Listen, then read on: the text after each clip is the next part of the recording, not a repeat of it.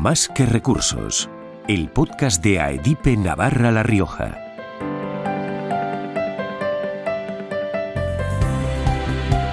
Su cara es mustia, rígida, impasible, patas de gallo no tiene porque no sonríe. Lo que sí que tiene es un entrecejo muy marcado con dos profundas arrugas debido a la preocupación y a su gesto serio, porque sin duda es un profesional muy serio, muy serio. No puede permitirse sonreír porque si lo hace pierde prestigio y reputación.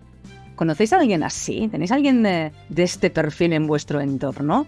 Esta es la pregunta que hoy os lanzamos, además de otras muchas que iremos respondiendo en este podcast de Más que Recursos. Alex Uriarte, ¿qué tal? Presidente de AEDIPE Navarra La Rioja. ¿Cómo estás? Hola, Cristina, ¿qué tal? Todavía no me acostumbro a ser presidente. Síndrome del impostor, supongo.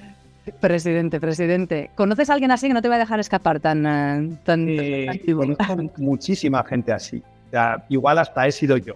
Nos tomamos todo muy en serio. Demasiado en serio. Además es que nos han vendido esa idea de que la seriedad es sinónimo de la profesionalidad y no sabemos hasta qué punto es cierto o no. Hoy vamos a tener la oportunidad de abordar el papel del humor en la empresa, también los motivos por los que las personas estamos quemadas en algún momento en nuestros puestos de trabajo y esas goteras que hacen que las organizaciones a veces incluso se lleguen a ir a pique. Vamos a hablar de estos temas con Sergio de la Calle. Bienvenido, Sergio, ¿cómo estás? Buenos días, muchas gracias por la invitación. Pues estoy fenomenal aquí con vosotros. ¿Conoces a gente como el perfil que hemos presentado al comienzo, Sergio? Pues como Alex, demasiados, y yo también transité por ese camino. Me ha gustado el comentario de Alex porque siempre hay que hacer autocrítica. Y si empecé a escribir sobre este tema, sobre los falsos paradigmas, como tú misma has apuntado, Cristina, de esa asociación de la seriedad con la profesionalidad, es porque yo también pasé por ahí y me gustaría que hay gente que llegue a la misma conclusión mucho antes de lo que hice yo, Alex. O sea, que tú también fuiste un rancio, ¿no? Un mustio. Claro, es que al final es el modelo que ves de éxito. Es decir, cuanto más arriba estás en la escalera corporativa, tienes que transmitir como más seguridad y lo que hace la gente es endurecer el rostro. Al final lo que quieren trasladar es rigurosidad, concentración, exigencia. Y creen que eso se refleja en un rostro serio. Pero en absoluto, yo siempre digo que se puede ser riguroso, se puede ser exigente y al mismo tiempo se puede estar relajado y ser divertido. Lo vamos a descubrir hoy contigo, Sergio. Me vas a permitir que te presente de manera más extensa a quienes nos escuchan. Dices de ti que eres dibujante de cómic por vocación, sociólogo por accidente y experto en recursos humanos por profesión. Esa es la presentación propia que tú haces de ti mismo. Si añadimos algún dato, podemos decir que eres MBA y posgrado en recursos humanos, actualmente director de programas en Universitas Telefónica, ponente internacional, además top 10 de influencers de recursos humanos en España 2022. Por cierto, Alex, tú también eres, ¿no? ¿Tú qué número estás en esas? Yo soy el 15, cierro justo por abajo. O sea, de hecho, empecé a hablar con Sergio gracias a eso, porque, si me permitís lo cuento, él me escribió un mensaje que me hizo mucha gracia y me dijo, bienvenido al mundo de los influencers de palo. Y digo, pues este es el primero que no se toma en serio esto. Y dije, y me gustó, porque yo tampoco me lo tomé muy en serio. Y a partir de eso, cuando empezamos a conocernos y a intercambiar pues, correos, y hoy lo hemos jubilado trayéndole invitado aquí. Pues nada, aquí entre influencers de palo, según decís vosotros. Sergio también ha escrito varios libros. El último es No eres tu trabajo, que se suma a Lidera con humor. Los equipos eficaces se divierten trabajando y divertirse trabajando. Con lo que estamos escuchando ya vemos la importancia del humor y de el vivir la vida con alegría y con pasión y de todo lo que eso significa para Sergio. Pero si te parece, nos metemos de lleno en el terreno del humor y de la empresa con la gran pregunta, ¿por qué crees que está tan mal visto, Sergio, el humor en las organizaciones?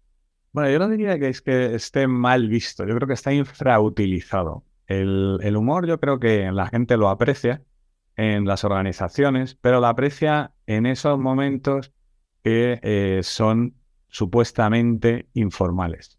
Que yo diría que no hay ninguno. La verdad, yo cuando alguien me dice, vamos a hablar informalmente, digo, uy, mala cosa.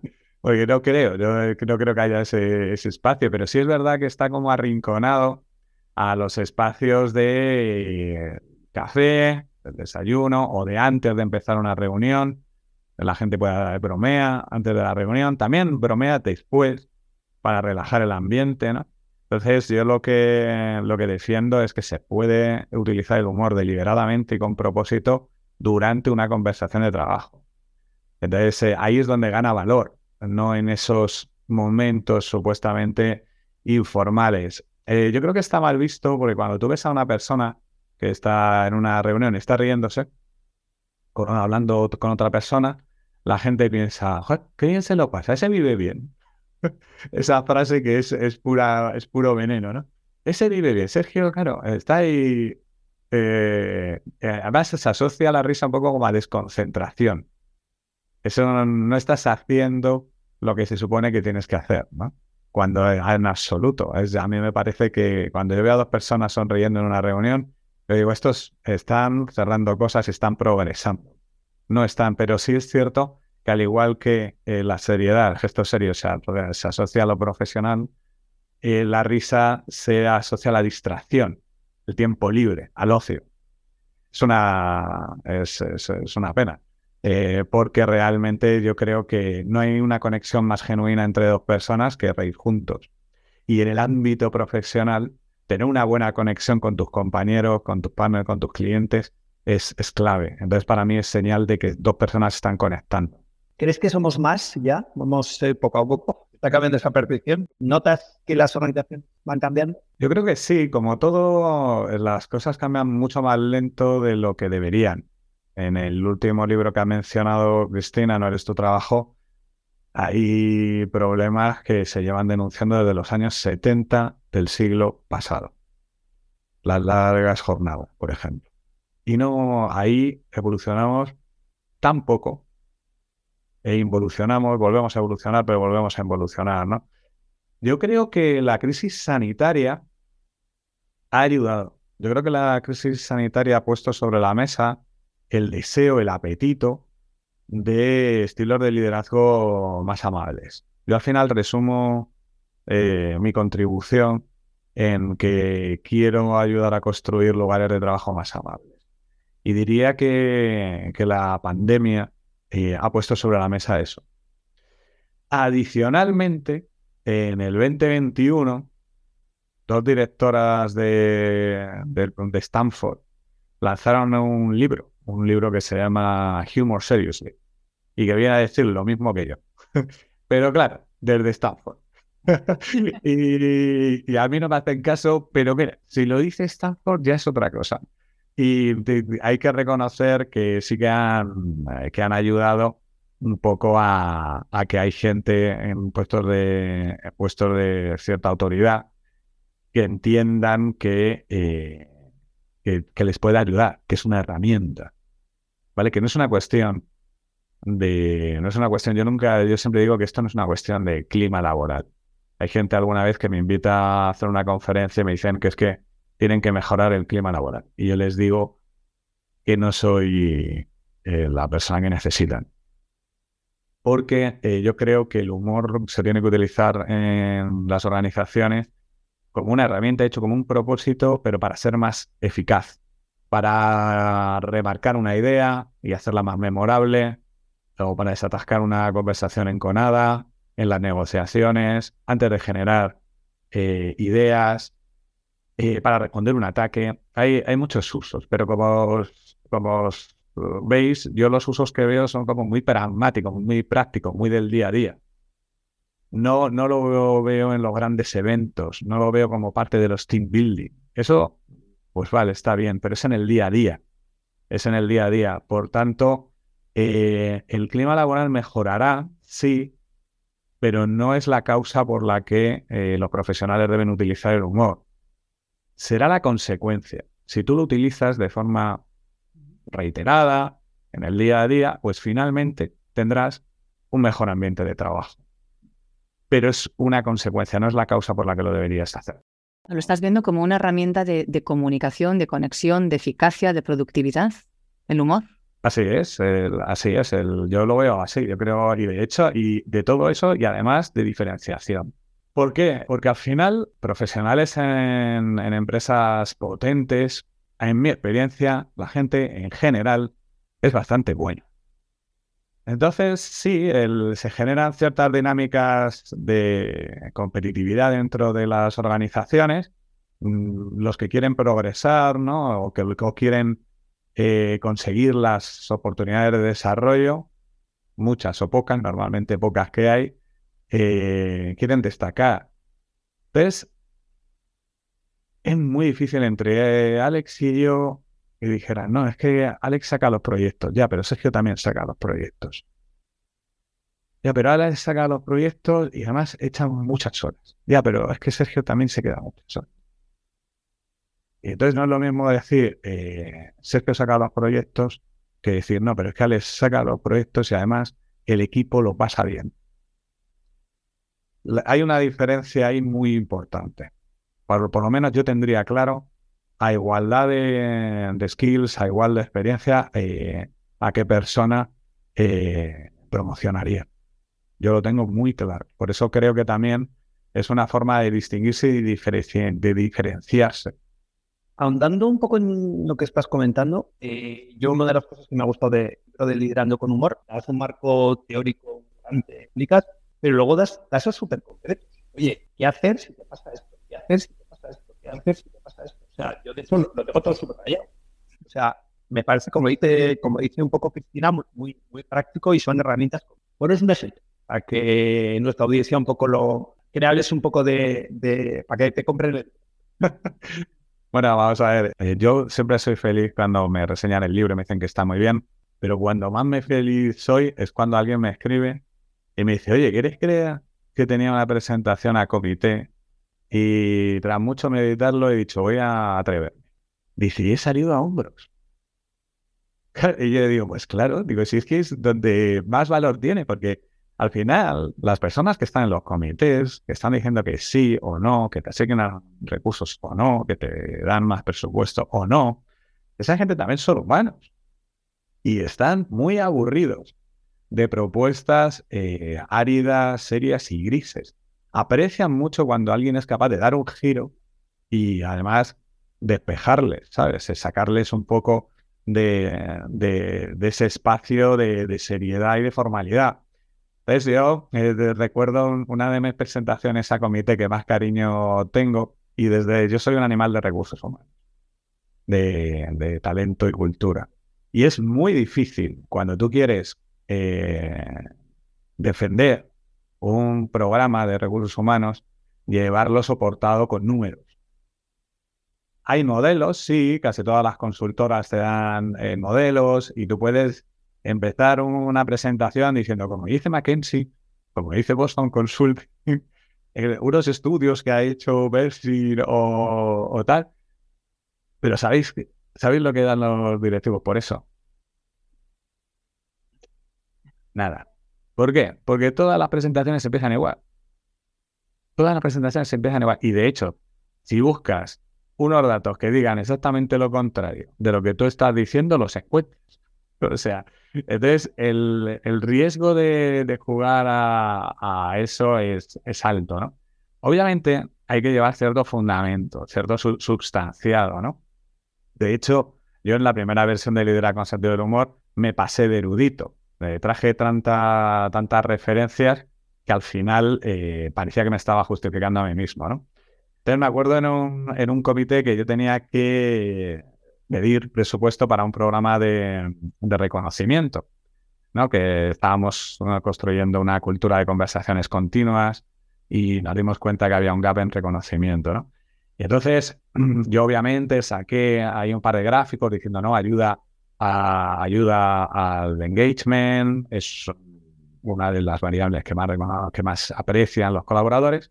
Digo, yo pero también he traído un estudio, digo, que he hecho con un grupo cerrado. Y entonces saqué unos datos como de la muestra. Y puse 10 amigos, digo, 0% de fiabilidad, ¿no? Digo, posibilidad de error del más menos 100. Digo, y recursos, digo, una paletilla de jamón, digo, 3 botellas de vino. Digo, entonces, les compartí en aquel comité los comentarios, los verbatim de 10 amigos míos. Y yo los reuní y les dije, a ver, ¿vosotros qué entendéis por reconocimiento? ¿Y qué es cómo os gustaría que os reconocieran, ¿no? Entonces yo obtenía los verbatim, cosas así, que me ponía uno, que me reconozcan cuando me cruzo con el director. Y yo ponía reconocimiento facial. Esto no es lo que queremos. Entonces que me hagan una analítica una vez al año. Digo, bueno, esto es el reconocimiento médico. Esto tampoco es lo que queremos, ¿no? Y la cuestión, al final, ya cuando empecé, entre felicidades y gracias, al final la conclusión era que dar la felicidades o la enhorabuena es algo que puedes hacer una vez al año, pero que dar las gracias lo puedes hacer todos los días, ¿no?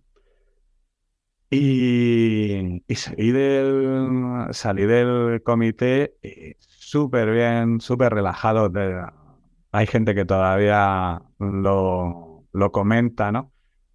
Porque de todos modos, la gente piensa mucho que hay fuegos artificiales. Y es decir, que tienes que llevar ahí una PPT como con mucho contenido de diseño, ¿no? Pues no, yo normalmente no hago eso. De hecho, tiene mucho más impacto si la PPT que te acompaña es tan árida como cualquiera de las demás, pero te sales un poco del guión. Entonces tú estás por el camino, pero no en el camino, sino al lado del camino. Entonces te sales y ahí es donde suceden las cosas buenas, ¿vale? Y de hecho, de salidas de esas, tengo muchas. La cuestión es que hay gente que dice, no, es que mi jefe no me deja porque mi jefe me revisa el PPT. Y por eso te os digo, ya, digo, el PPT puede ser una cosa y la historia que cuentes puede ser otra. Y lo que hay que contar es historias, que es el arma de persuasión definitiva. Tú cuentas una historia con humor para hacerla memorable y tú te pones en el centro y ya está. ¿Sabes? Por eso no, hay gente, no, es que una vez puse una tira cómica de Dilbert y mi jefe me la quitó. Pero es que no hace falta que la pongas. Tú estás presentando y dices, una vez me encontré con una tira cómica de Dilbert, personaje al que creo que todos conocéis, y hablaba con su jefe y decían, ya está, ya lo inocula, no hace falta los efectos especiales. Y de hecho sorprende mucho más. Si tú pones una diapo con un chiste gráfico, se supone que tiene que ser cómico o que quieres hacer reír. Y el humor tiene mucho que ver con sorprender. Y a la gente le encanta que la sorprendan. Y los miembros de un comité también, vayan con traje, sin traje, tienen más canas, menos canas o lo que sea. Bondades del humor, o sea, nos estás demostrando en todo instante, en todo momento, pero ¿qué peligros tiene? Si los tiene. Sí, claro que los tiene. Y de hecho, de un tiempo a esta parte, yo creo que todos somos conscientes. Y de hecho, si me puse a defender por escrito el tema del humor, es porque la gente habla mucho sobre la capacidad que tiene el humor de ofender, de distanciar, de incendiar, pero la gente no está hablando de que tiene un poder mucho más grande para acercar, para apaciguar, para construir puentes, ¿no? Entonces, sí, tiene un riesgo. Eso es un hecho, porque es la idiosincrasia del humor. Lo que te hace gracia a ti no tiene por qué hacer gracia a otro. Y la gente puede reírse o puede no reírse. Entonces tiene básicamente dos riesgos. Uno es que tú hagas una broma y no tenga el efecto deseado y la gente no se ría, porque no lo entienda o porque lo entiende y no le haga gracia. Y después el otro escenario es que tú hagas una broma y la gente se ofenda. ¿Vale? Esos son los dos escenarios. El primero, ya ha dicho la ciencia, y cuando digo la ciencia, digo Harvard. Dios, Harvard. Ya he mencionado Stanford, solo me falta mencionar Mackenzie para cerrarlo. El MIT, te falta. El MIT o algo así. El MIT. La cuestión es que Harvard lo ha dicho, ha hecho simulaciones, todas las culturas, con grupos macizos de edad, de género. Y cuando tú cuentas una broma que no consigue su efecto, es decir, que no produce la risa, tú piensas, joder, he quedado como un tonto. Y la gente no piensa eso. La gente piensa, bueno, lo ha intentado. Esta persona se está esforzando por acercarse a mí. No me ha gustado. Pues, pero no afecta ni a tu imagen de estatus, ni a tu imagen de confianza. De hecho, una broma buena o una broma mala, en el sentido de que produzca o no produzca la risa, no afecta a una cosa que es muy importante, y es que la gente te considera más confiable cuando eres capaz de bromear en público, ¿vale? El tema de ofender, el problema que hay es que ha habido varios casos en las redes sociales que se han hecho muy notorios. Pero es que nosotros, profesionalmente, si os dais cuenta, yo estoy hablando todo el rato de las conversaciones del día a día, de trabajo, de una reunión, una call, una presentación, una propuesta a cliente. Y yo el humor por escrito, por email o por chat, en general lo desaconsejo, porque es mucho más difícil de interpretar. No está acompañado ni con tu gesticularidad, ni está contextualizado. Entonces, la gente, si lo quiere utilizar, pues que le ponga un guiño y una sonrisa, y entonces se entiende ya que lo que estás haciendo es una broma. Si ya te conocen de mucho tiempo y hay una relación de confianza, lo van a entender, incluso sin que tú lo enfatices. Pero en general, yo diría que donde tiene mucho más el impacto del humor es en el back and forth del día a día. Pero vamos, yo sí que lo utilizo porque lo tengo muy automatizado.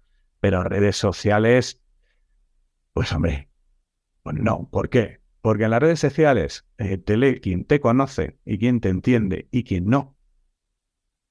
De hecho, hubo un caso que menciono en uno de los libros, creo que es el libro con sentido del humor, que me pareció espectacular. Fue cosa como el 2016.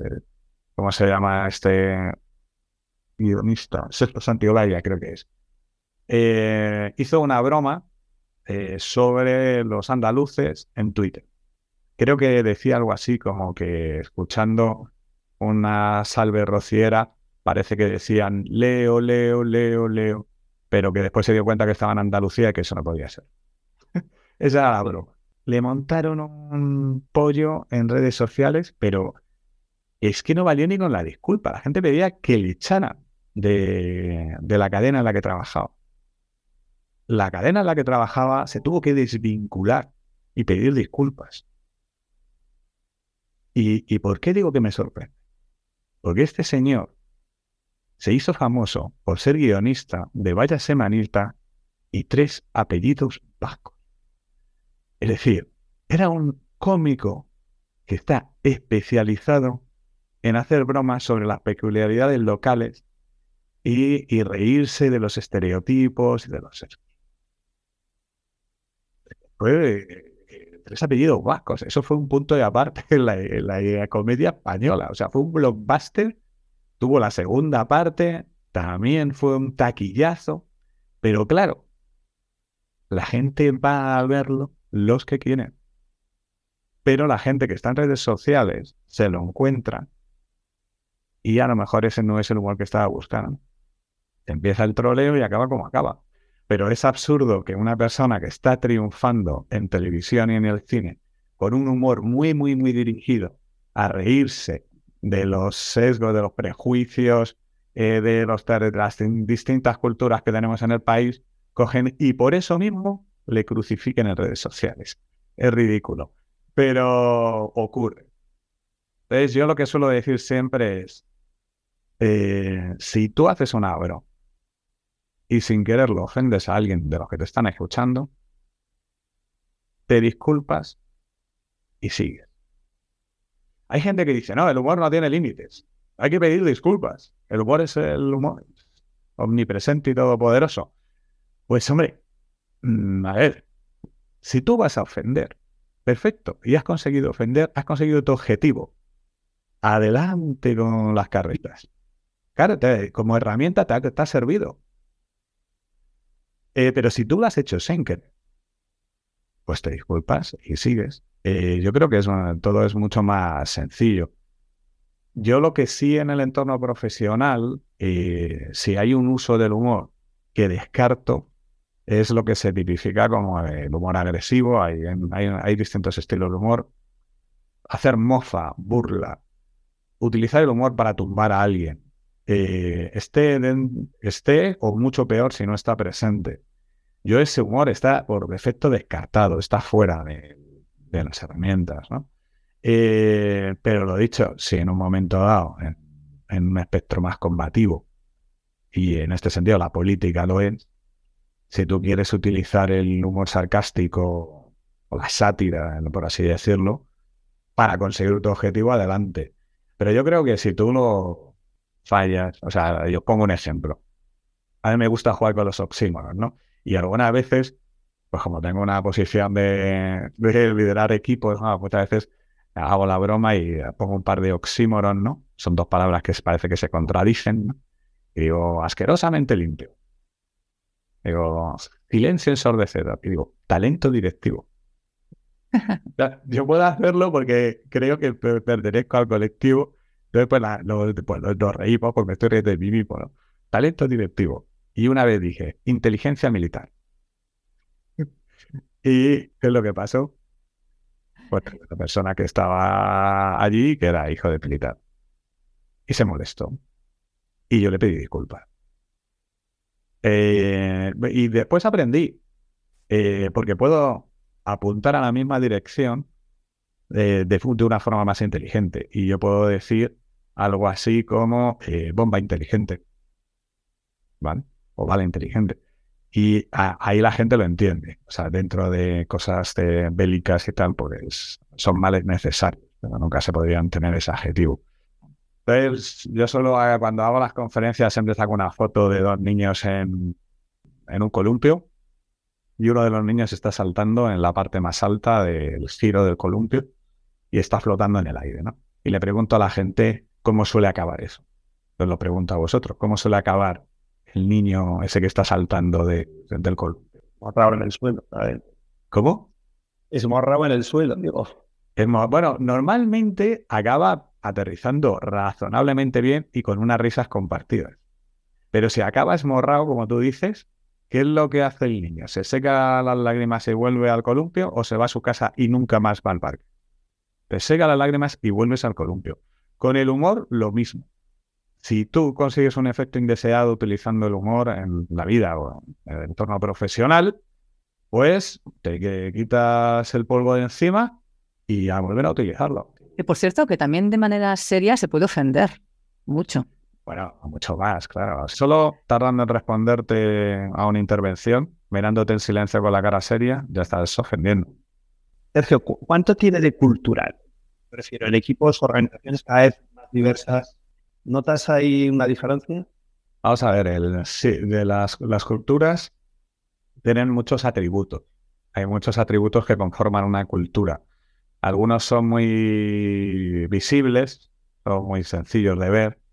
Tú entras en una web de una empresa, miras su organigrama y la foto del equipo de líderes y ya, si están, dependiendo de los nombres de los puestos, lo piramidal que es, cómo se viste la gente, la edad que tiene, las expresiones que se utilizan en los testimonios, pero eso es lo visible, ¿no? Entonces hay algunas empresas que engañan desde fuera porque la gente se queda un poco en lo cosmético, ¿no?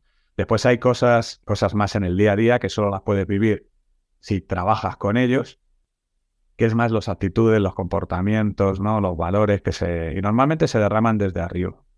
Los valores.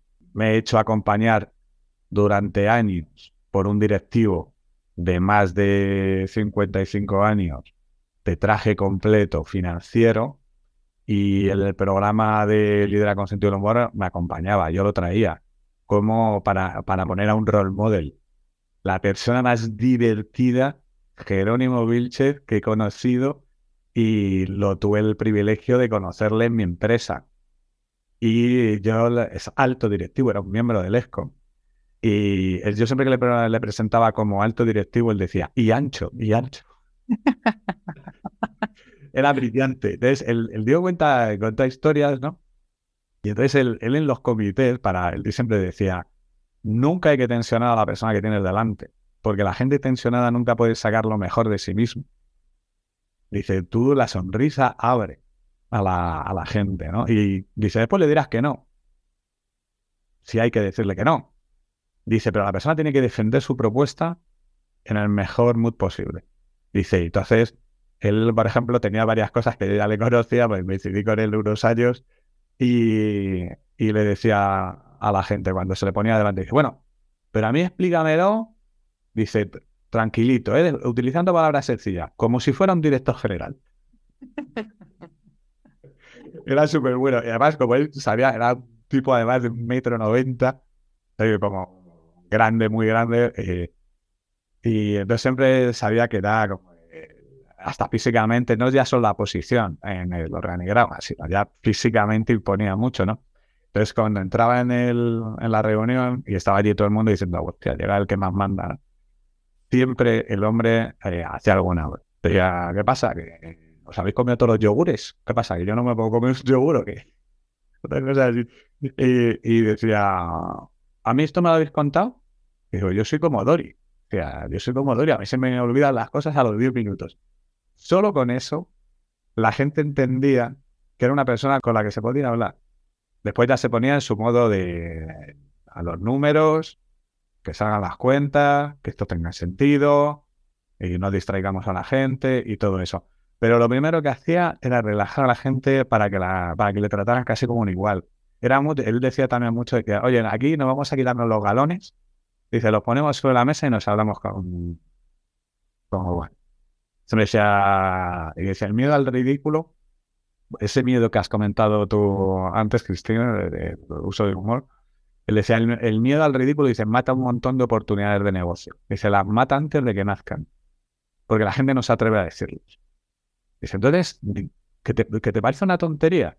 Tú di tu tontería. Digo, yo a lo mejor digo mi tontería y las dos construyen algo que no esperábamos. Hay gente que sí, que crea esa cultura, crea esos entornos de trabajo y normalmente vienen del líder, vienen del liderazgo, son valores que transmiten los líderes. Y ojo, no hace falta que los líderes en ese sentido, Jero tenía esa magia. El Jero y la tiene. Es una persona, un directivo muy eficiente, muy eficaz, muy comprometido, pero además es genuinamente divertido. Pero ha habido otros líderes y siempre recuerdo a fundador de Zappos. Zappos es una empresa americana de distribución de online de zapatos. Se la compró Amazon, de cómo funcionaba, ¿eh? Iba eso creciendo como un tiro. Tony Xie, que murió lamentablemente hace un par de años, que era su fundador, creó una cultura que es casi, la han denominado casi un experimento social. De hecho, uno de sus valores era create a little weirdness, que es que alimentes tu rareza. Alimenta tu rareza. Era como su moto, ¿no? Y él creía importante que la gente se pudiera expresar como quisiera. Y el humor en ese sentido tenía un papel preponderante, ¿no?, en la cultura de Zappos. Y él no era una persona genuinamente divertida, ni de lejos. Si veis su entrevista o su charla TED, no es un CEO rockstar. No tiene las capacidades. Pero da igual, dio permiso al equipo. Dio permiso y creó un ecosistema donde la gente se sentía libre de expresarse. Y por eso te digo que yo creo que sí, hay culturas y normalmente son culturas donde tiene mucho que ver los comportamientos y valores de los líderes. Hablas del humor impulsado de un modo u otro de los propios líderes sin necesidad de ser gracioso por naturaleza. Algo que alguien se puede preguntar, es que no soy graciosa, no soy gracioso.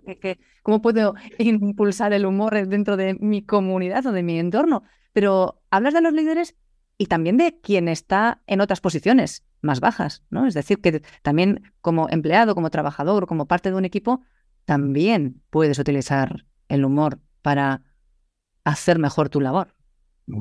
Claro que sí. Sí, de hecho, las culturas nunca se consolidan, no se consolidan por los líderes, se consolidan por la gente que se atreve a seguir a los líderes. Y de hecho, hay gente que siempre está, digo, cada vez que entro en LinkedIn, hay una de las cosas que no me gusta y es que es como que el 90% de los posts dan caña a los líderes. Malos líderes tóxicos. Es como, dices, por Dios, no habrá otro tema que tratar. Pero nadie habla de los equipos cobardes. debería haber al menos tantos contenidos diciendo equipos cobardes, equipos que no se atreven, equipos incluso que les animen y les incentiven, no lo hacen. Por tanto, tan malo es un líder ineficaz como un equipo cobarde. Y sí, las culturas se construyen trabajando en todas direcciones, ¿no? En todas direcciones. Somos muy defensivos en las organizaciones. Ahora aquí vuelvo a lo de no eres tu trabajo. ¿Cuánto hay de poste? ¿Cuánto hay de ganas por lo que pone en la tarjeta? ¿Cómo ves eso? Pues esa pregunta, Alex, si yo te digo, como nosotros, especialmente nuestra generación, más que la más reciente, si tú pones Netflix y pones una persona con éxito, pones una serie, ¿cómo se visualiza una persona con éxito en una serie, Alex? Dímelo tú.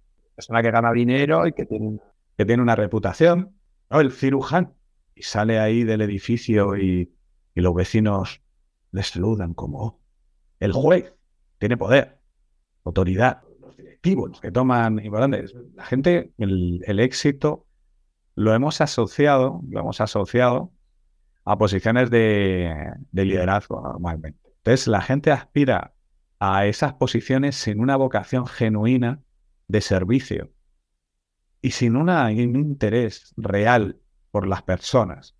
Lo hacen porque les han enseñado que eso es el éxito. Y que escalar por la escalera corporativa o por sea cual sea tu negocio, grande, pequeño, tienes que crecer, ¿no? Entonces, parece que si no creces, pues eres un loser, ¿no? Eres un loser. Entonces, la gente te está todo el mundo como obligado. Es una pena que los momentos informales, cuando digo momentos informales, tú estás de fin de semana y siempre pongo este ejemplo que te vas de barbacoa con un par de familias que no conoces, un grupo de amigos que no conoces y estás ahí con una morcilla en el plato y la gente para abrir conversación, que no te conocen, yo soy Sergio, soy amigo de Paco, no sé qué, tal. Estás ahí y ¿qué te preguntan? ¿A qué te dedicas? ¿Y tú qué trabajas? Por favor, déjame comer tranquilo. Me voy a poner ahora yo a hablar de curro. Y encima cuando es difícil de explicar.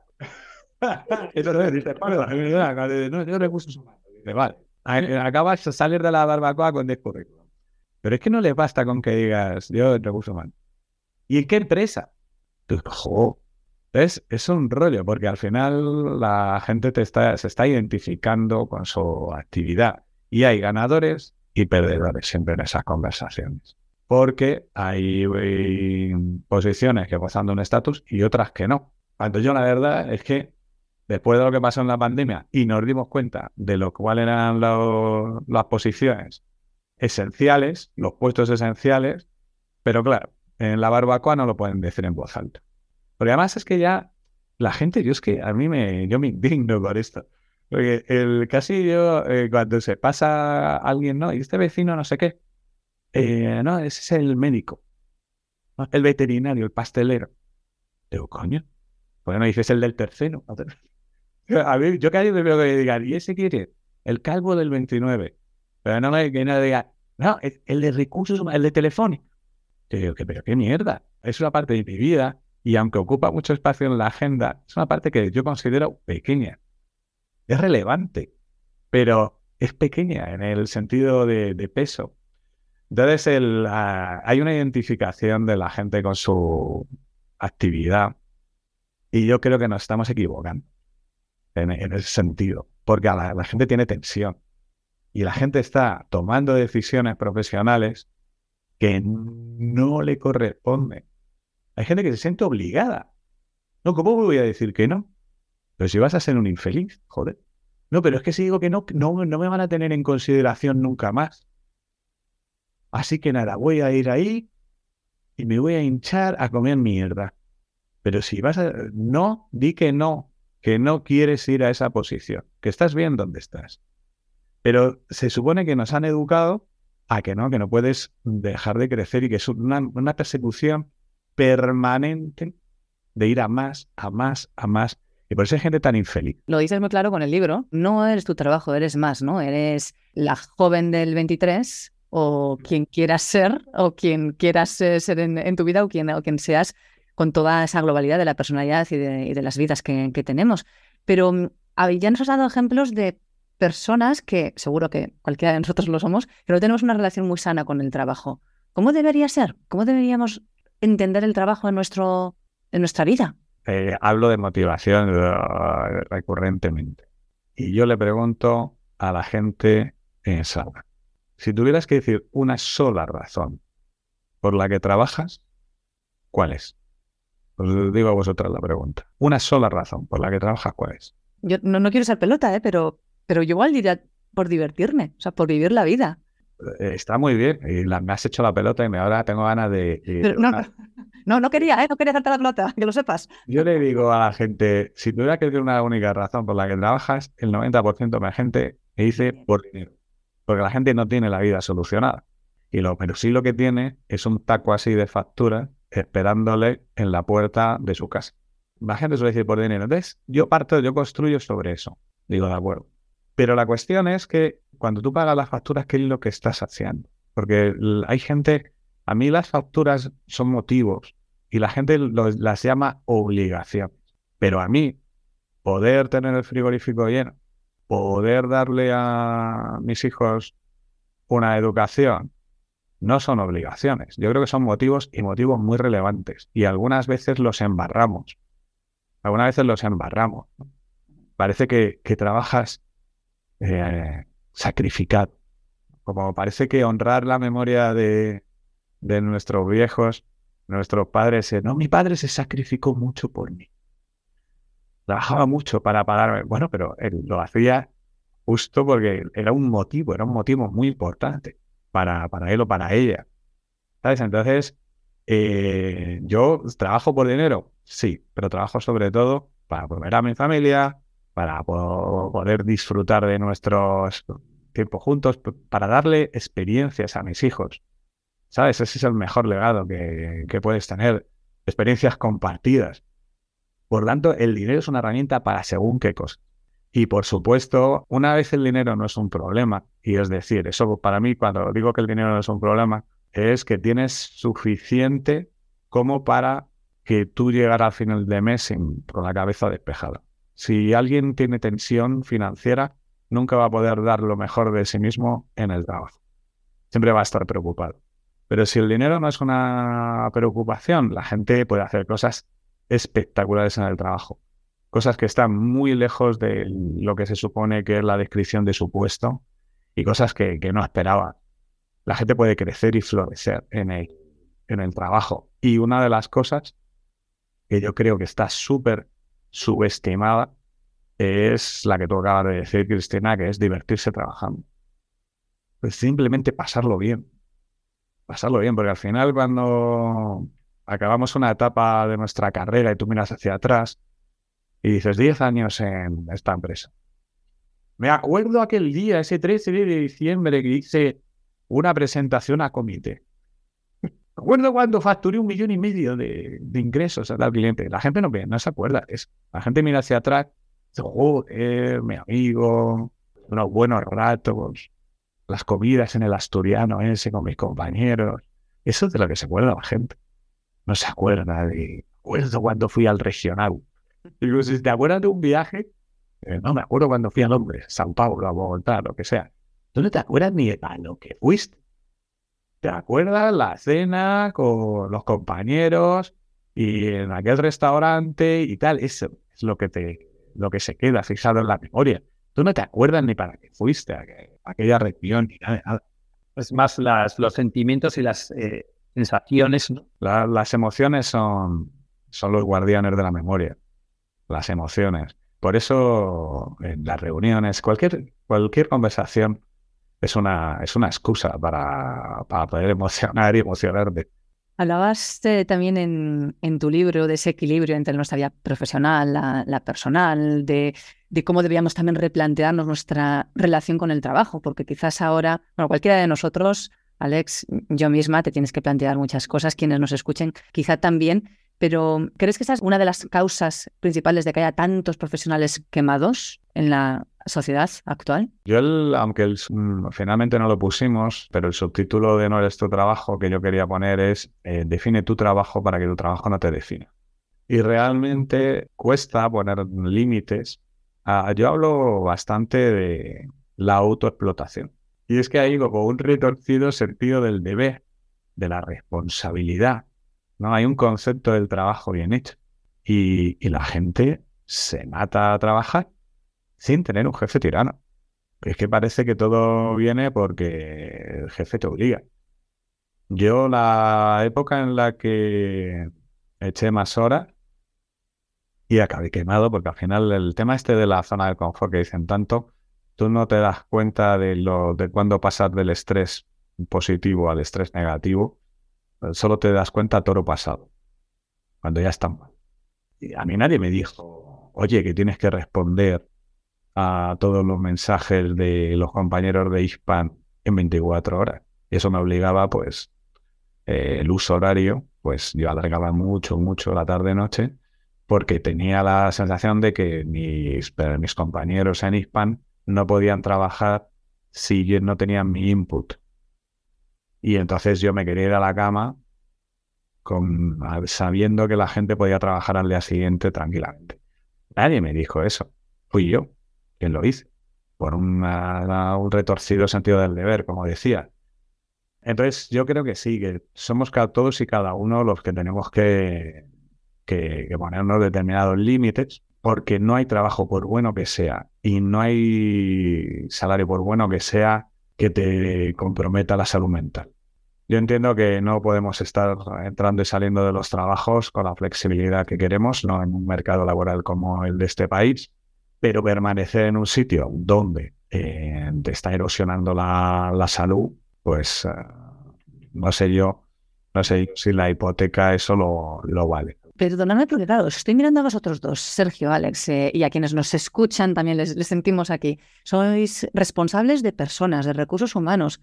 ¿Cómo aplicáis todo esto a la hora de liderar equipos y de conseguir que esas personas se impliquen en su trabajo, estén motivadas, estén contentas, satisfechas, que incluso se lleguen a divertir y que no estén quemadas, que no tengan un problema de salud ni física ni mental? ¿Cómo se hace desde vuestra parcela, desde lo que podéis realizar? Paso al rol de entrevistado. Es tendencia, y me refiero que hoy en día a las agendas de todos los responsables de personas, el tema del bienestar con la pandemia se ha generado, pero yo creo que está en la agenda y luego depende de la estrategia de las organizaciones. Nosotros estamos para facilitar, para desplegar, y si tu organización camina y es consciente de eso, pondrás las herramientas y buscarás cómo hacerlo. ¿Y Sergio?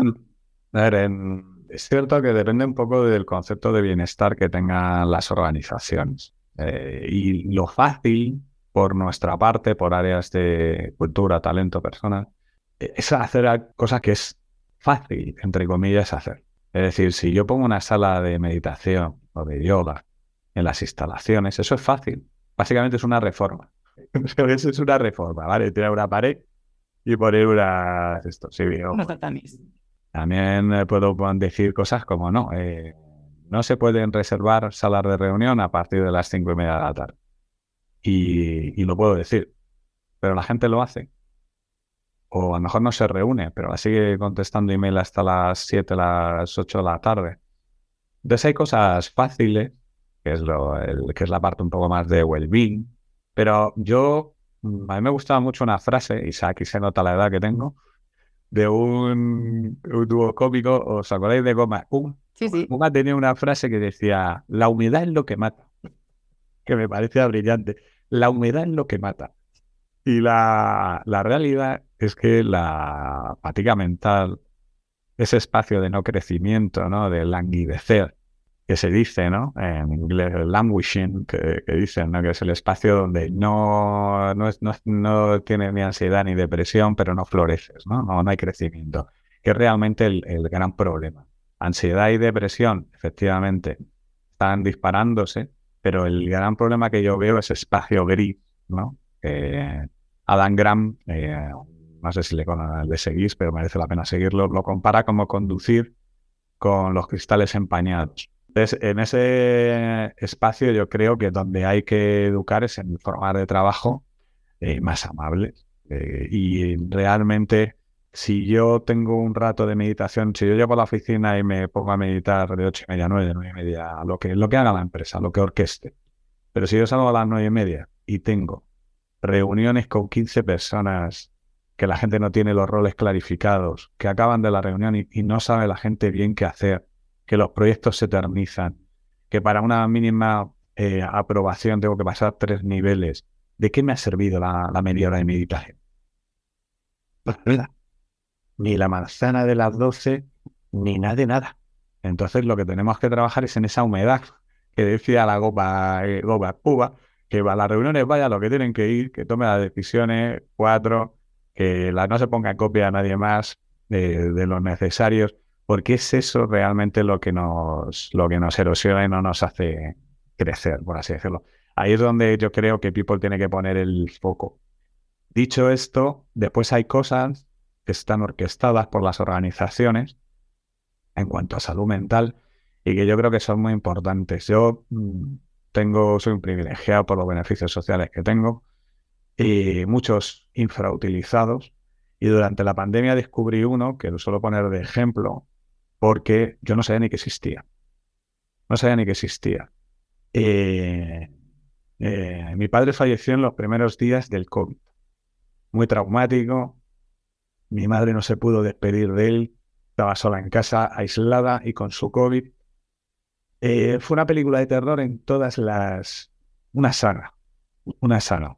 Y entonces yo descubrí que tenía un beneficio social de que mi madre podía tener conversaciones con un psicólogo y no con los hermanos, que tampoco la podíamos ayudar mucho. Y tuvo 6 conversaciones, pues no tenían límite. Podía haber tenido tantas como hubiera querido. Ella tuvo 6 con esta persona y le ayudó, obviamente. Le ayudó en un momento muy duro. Y yo cuando pienso en aquello digo, joder, podemos hacer cosas desde las áreas de recursos humanos muy, muy, muy buenas y muy útiles. Se utiliza una vez en la vida, porque una cosa de este tipo ocurre una vez en la vida. Pero la capacidad de compromiso y de engagement que produce a un profesional es exponencial, ¿sabes? Poder disfrutar de un beneficio de este tipo. Así que, bueno, no subestimemos, ¿no?, las políticas, los procesos que podemos poner en marcha. Sin duda. Me he puesto un poco grave para hacer una conversación sobre el humor. Parece que me he puesto aquí un poco más. Pero es la vida. A lo que voy es que sí, desde las áreas de recursos humanos podemos trabajar en formas de trabajo, pero también está bien si invertimos en beneficios que, aunque no sean muy masivos, no son, yo qué sé, no es como la ayuda al gimnasio, que lo utiliza el 90% de la gente, el 90% del tiempo. Podemos invertir en cosas que, aunque utilices una vez en toda tu trayectoria en esa empresa, dejen una huella. Huella como la que nos has dejado, Sergio, con todo lo que nos has contado. Yo sí que me resisto a dejarte marchar sin comentar, y sobre todo también para picar a quienes nos escuchan para que lean tu libro, de algunos conceptos que tú reflejas ahí. Uno de ellos es que dices, con otras palabras, pero dices que los líderes deben de dar ejemplo, no solo inspirar, sino también transpirar, o sea, que se metan en faena, que trabajen, que no sean estos líderes tope guachi motivadores, sino que pringuen y se les vea trabajar. Y también que solamente hay 2 tipos de reuniones. ¿Sabes tú cuáles? Las útiles y las inútiles. Todo lo demás es atrezo.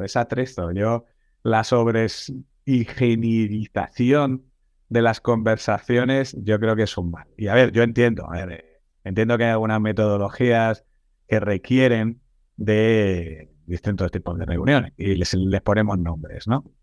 En ese sentido, el agilismo pues ha traído mucha terminología, pero yo honestamente, entre las dailies, las sincros, las retros, Claro, sé que yo llego a un momento que yo digo, oye, pero no metimos lo del agilismo justo para hacer menos reuniones. y por eso yo siempre digo, mira, las reuniones son útiles o inútiles y lo importante es tener una agenda. Sergio, esta reunión yo creo que ha sido muy, muy, muy, muy útil. Antes de que deje de serlo, ¿la disolvemos? ¿Te parece? Yo creo que sí, estamos entrando en el terreno de la divagación. De hecho, creo que tenéis que editarme y quitarle a esto 10 minutos, 10 o 15 minutos yo le quitaría tranquilamente. Mira, no comparto tu opinión. Creo que lo dejaremos todo. Mira, esto es muy bueno. Pero apenas nos conocemos, pero entrar en un desacuerdo y saber discrepar es una de las cosas de esa humedad a la que me refería yo, de la humedad que mata. El poder decir con confianza en una conversación, no estoy de acuerdo. Y hay gente que se calla y eso le termina minando. Eso Como la humedad. La humedad que mata. Decíamos que íbamos a hablar de goteras y hemos estado hablando de humedades. Disolvemos esta reunión de fontaneros.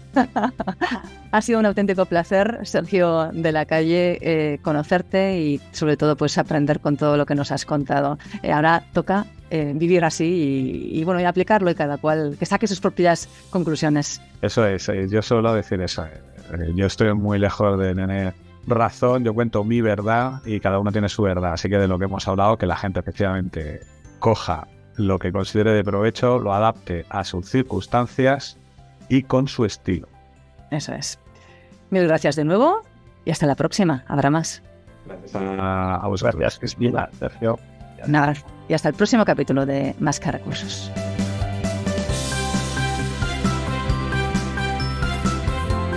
Más que Recursos, el podcast de AEDIPE Navarra La Rioja.